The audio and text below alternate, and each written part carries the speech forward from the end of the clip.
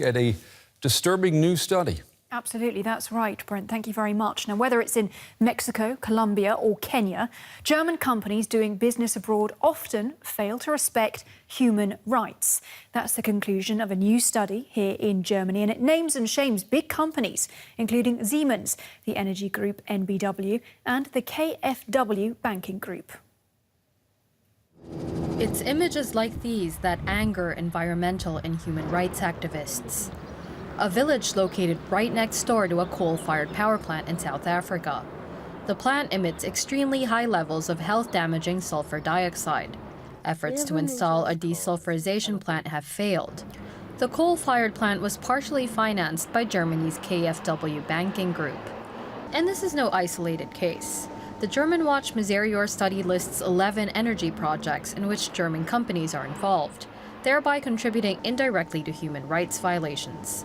Documented violations include threats made to activists, ranging from verbal intimidation to death threats, forced relocations to make way for the construction of new power plants or dams, and activities that damage the environment, which take a toll on human health.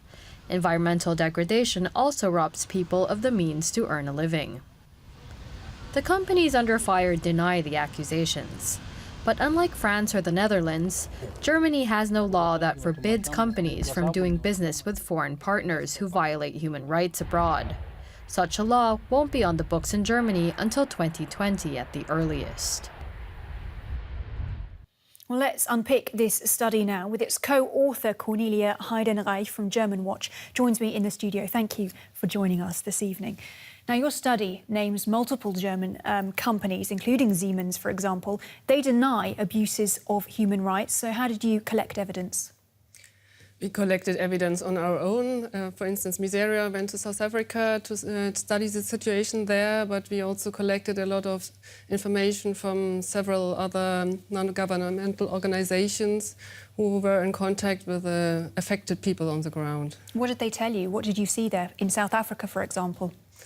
Yeah, we see a lot of problems, and very often it's a problem of land rights, that the affected people don't get good compensation, or they are just pushed away, sometimes violently, and they cannot live like they lived before.